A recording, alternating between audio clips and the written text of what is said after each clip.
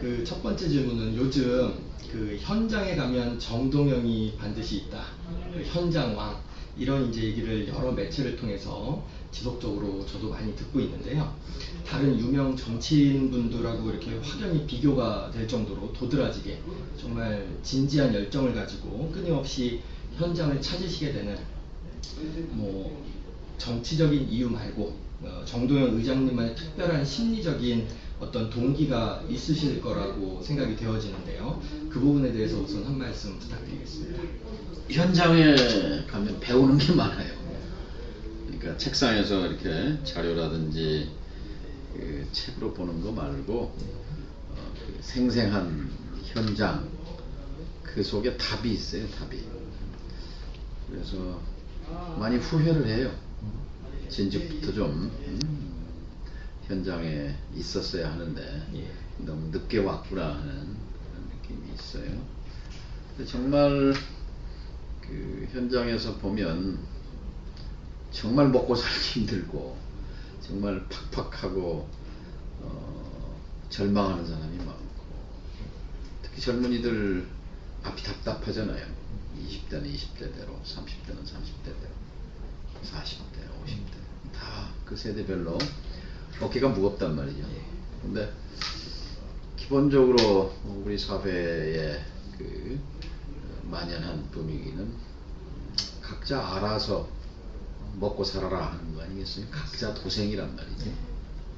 국가는 어디에 있는가? 국가의 역할은 뭔가? 정치는 도대체 뭔가? 라는 끊임없는 질문이 현장에 있는 거죠. 예를 들면 용산 참사, 그 용산 희생자와 용산의 그 유가족들에게 국가란 도대체 무엇입니까? 철학적 질문의 현장입니다. 근데 용산에서 이분들의 죽음에 내 책임이 없다고 할 수 없다. 그 문정현 신부님 그 거리 미사에 이제 매주 갔죠. 하루는 그래요. 저기 저 정동영 의원이 있는데 저 사람이 조금 잘했으면 이 사람들은 안 죽었다. 그래서 그때 아주 저한테는 큰 충격이었습니다. 아, 그렇지. 이분들의 죽음에 나의 책임도 있다. 그래서 제가 할 수 있는 일이 용산 3법이라는 걸 만들었어요. 그 트라우마 치유에 관한 것, 진실 규명에 관한 것, 그 다음에 재개발 제도를 바꾸는 거. 하나도 뭐 처리를 못했죠. 왜냐하면 뭐 의석이 한 80몇 석밖에 안 되니까 한나라당이 받아들이지 않으면 아무것도 못하죠. 뭐 여기까지 얘기하죠. 감사합니다. 두 번째 질문 드리도록 하겠습니다. 지난 총선 전에 4월 2일 날 있었던 그 딴지일보 그 정치부장하고의 인터뷰를 제가 찾아봤는데요. 그때 그런 말씀이 있으셨습니다. 서울대 7위학번 유신세대이시다라고 하면서 지금까지 이제 서울대학교 다니시면서 그리고 언론계에 계시면서 또 정계에 입문한 이후로 그때마다 당면한 현안들에 대해서 그 시대의 아픔을 외면하지 않았던, 사실은 일반 분들이 그 인터뷰 기사를 봤었으면 되게 정동현도 이런 면이 있었어? 라고 할 만한 그런 것들을 좀 사람들이 알아주건 알아주지 않건 묵묵히 수행을 해오셨다라고 저도 감명 깊게 봤는데요. 그런 개혁적 리더십을 발휘하시는 과정에서 아무래도 주변 분들한테 좀 이렇게 서운하거나 야속하거나 그런 이제 인간적으로 좀 이렇게 좀 답답하거나 그런 심정들이 없지 않으셨을 것 같은데, 그런 이제 부정적 감정들은 어떻게 관리를 해오셨을까 궁금했습니다. 때로는 뭐 좀 알아줬으면 좋겠다는 심정이 있죠. 그런데 결국 뭐 청년 시절 철들고부터 지금까지 그거 하나 자부심은 있죠. 그러니까 뭐가 나한테 이로운가, 뭐가 득이 되는가라는 기준보다는 뭐가 옳은가, 뭐가 옳지 않은가 하는 기준이 저를 행동하게 만들었습니다.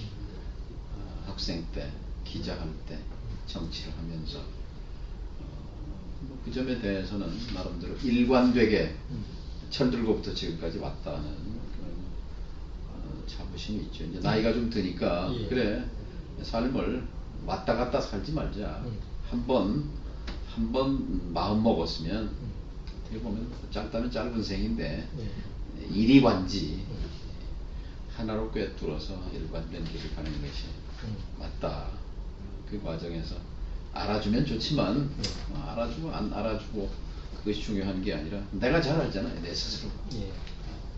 그렇게 생각합니다.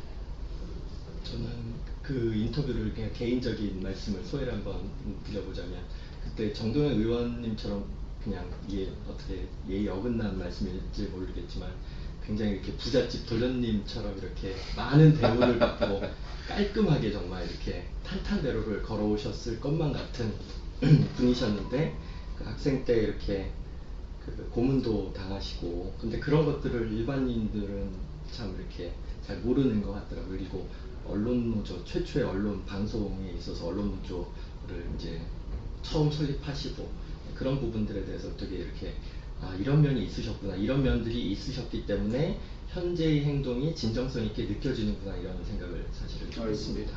홍 박사께서 알아주셔서 감사합니다. 감사합니다. 그러면 저는 부모님 혜택을 많이 받은 거죠. 저희 세대 중에 시골이지만 저는 유치원을 다니는 예. 어린 시절이었으니까 유복하게 이제 자랐는데, 그래서 이제 청년 시절부터는 가시밭길이었어요. 예. 아버지도 안 계셨고 집안도 어려웠고 예. 늘 제 앞에 어려운 시련과 도전이 늘 있었고, 그때마다 또 피해가지 않으려고 몸부림을 치다 보니까 청년 시절 보면은 터널 같은 느낌이 들어요. 굉장히 힘들게 그 젊은 시절 지내왔다는 것 때문에 가끔 내 청춘 돌리도 뭐 그런 뭐 영화 있잖아요. 예, 예. 요즘 같은 때 태어나서 젊은 시절을 좀 예. 지냈으면 얼마나 좋았을까 하는 그런 생각도 있죠. 그리고 제가 이제 될 수도 있는데요. 5년 전에 대선 후보이셨지 않습니까? 네. 5년 전에 대통령에 당선이 되셨더라면 이제 요번 특강 주제가 이제 개혁 리더십과 관련된 주제니까요. 어떤 개혁 작업을 가장 중점적으로 수행을 하셨을까, 이런 부분을 좀 궁금해했습니다. 남북 문제 하나는 확실했을 겁니다. 저는 결국 매치, 물론 먹고 사는 문제, 경제 문제가 제일 1차적인 과제지만, 그러나 이건 경제를 망쳤어도 이건 다시 회복할 수 있죠. 그런데 민족 문제는 시간과의 싸움이고 역사는 흘러가면 다시 되돌이킬 수 없잖아요. 그러면서 지난 5년 그 역사의 후퇴가 마음 아픈데, 저에게 많이 기회를 주셨더라면 확실하게 한반도의 시대, 적어도 평화체제, 적어도 개성공단 10개, 그리고 적어도 남북연합의 시대, 적어도 우리 민족의 운명을 우리 스스로 개척해 갈 수 있다는 확실한 자존, 이런 것은 해내지 않았을까 하는 그런 자신감이 있죠. 좀 안타까운데 늦었지만 지금이라도 정권을 바꾸면 다시 제일 기본적인 문제가 그겁니다. 이 한반도의 문제, 분단 우리가 67년이지요. 이게 누구의 문제인가? 미국이 풀어줄 문제인가? 중국한테 부탁해야 할 문제인가? 결국 나의 문제예요. 우리의 문제거든요. 자, 게르만 민족과 비교해 봅시다. 독일인들은 같은 해 분단됐어요. 해결했잖아요. 뭐 미국이 해결해 줬나요? 독일인들이 스스로 해결한 거예요. 그럼 누구의 책임인가? 결국 지도자의 책임입니다. 그런 점에서 이번에 반드시 이 정권이 교체돼야 하고, 정권이 교체된 것과 동시에 지난 5년간의 그 아무 쓸데없었던 대북 적대시 정책, 강압 정책을 폐기하고 다시 신한반도 시대를 들어서 이 분단을 넘어서는 것, 이것이 우리 지금 세대에게 주어진, 그래서 이 다음 세대에게는 그 고통을 넘겨주면 안 되죠. 풀어야죠. 개인적으로 저는 정동영 의장님 덕분에 2006년도에 2007년도에 개성공단을 가보셨구나. 갔었고, 거기서 이제 공단 하루뿐이긴 했지만 거기 근로자분들 이렇게 그냥 간단한 한방 치료를 한번 해볼 수 있는 기회가 있었습니다. 그린 닥터스. 맞습니다. 그린 닥터스도 같이 거기서 했군요. 예, 또 예. 평양에도 그때 이제 한번 어린이 병원 짓는 현장에 그 이제 제가 모시는 교수님 가방 없이 이게 못지 죄송합니다. 가방 들어드리면서 이렇게 수행을 한 적이 한 번 있었습니다. 개성공단 누가 만든 줄은 아시죠? 예, 의장님이 그때 저 혼자 만들었다고 할 수는 없지만 어쨌든 제가 결정적 역할을 통일부 장관의 시위원장으로서 토론했는데, 개성공단이 되니까 사실 판문점에서 개성으로 통하는 그 선, 예. 군사분계선 DMZ의 공포가 사라졌잖아요. 맞습니다. 아주 땅값이 올랐어요. 뭐 부동산 얘기가 아니라 예. 이른바 DMZ 디스카운트가 사라진 거란 말이죠. 정상화되는 거죠. 이게 국익이라고 생각합니다. 최근에 이제 불거진 NLL 문제, 예. 해상에서의 분계선 가지고 이제 지금 여당 후보 측이 지금 문재인 후보를 공격하는데, 이거는 참 불행한 일입니다. 왜냐하면 또 분단 문제, 또 이 남북 문제를 대선에 이용하고자 하는 유혹에 넘어갔구나 하는. 자, 직선적 역사를 봅시다. 87년에 칼기 폭파 사건, 북풍, 92년 훈령 조작 사건, 완전히 남북관계 깨버렸죠. 그리고 96년 총선에 판문점 무장 시위, 무력 시위 사건, 97년에 총풍, 흑금성, 북풍 조작 사건. 대선 때마다 전과가 있어요. 근데 이번에 또 이런 시동을 거는데 정말 안타까운 일이고요. 아까 독일 민족은 왜 22년 전에 벌써 통일을 달성했잖아요. 우리는 왜 이 지경인가? 아까 92년 얘기했는데 92년 세계가 탈냉전으로 가고 거기에 조응해서 남북기본합의서, 서로의 제도와 체제를 상호 인정하고 존중한다, 서로 파괴 전복하지 아니한다 하고, 그래서 이제 기본합의서 체제로 가고 있는데 92년 1월달에 그걸 맺고 92년 내내 여러 단계 회담이 열리고 남북관계 본물이 터졌는데, 그해 12월 대선을 앞두고 다 말아먹어버린 거죠. 그러니까 민족 문제와 남북 문제, 민족 문제를 대선의 하위 변수로, 대선의 선거 소재로 써먹은 거예요. 저는 이번 대선만은 그래서는 안 된다고 생각합니다. 저도 정동영이 보는 정치인 정동영의 16년 동안의 정치 활동에 점수를 주신다면 몇 점 정도로 주실 수 있으실까요? 60점, 커트라인 뭐 대롱대롱이에요. 실수도 많았고 또 판단 잘못도 많았고, 정치를 아주 치밀하고 정밀하게 하지 못했어요. 그래서 겸손하신 말씀이신 것 같은데 좀 더 치열하고 좀 더 정밀하게 했었어야 된다. 만회의 기회가 충분히 많이 있으실 거라고 생각합니다. 자, 그럼 저의 마지막 질문은 그 뚜렷한 개혁적인 성과를 이뤄내고 싶은, 아까 이제 독일 말씀 주셨는데 독일의 뭐 아데나워라든지 빌리 브란트라든지 EU가 이번에 노벨 평화상을 수상을 했는데 그 초석을 다 갔다고 할 수 있는 장 모네라든지 이런 이제 갈라진 국경성을 이렇게 합치는 뭐 그런 것들을 포함한 개혁적인 그런 성과를 만들어내는 좋은 정치인이 되기를 희망하는 젊은이들이 많이 있을 거라고 생각을 하고, 정동영 의장님도 이렇게 롤 모델로서 아마 부상이 되고 있다고 생각을 합니다. 그 선배 정치인으로서 그런 꿈을 꾸는 젊은 분들한테 어떤 말씀을 해주실 수 있을지 한 말씀 부탁드리겠습니다. 질문이 마음에 듭니다. 역시 우리는 우리의 운명을 개척하기 위해서 대륙으로 가는 길을 열어야 합니다.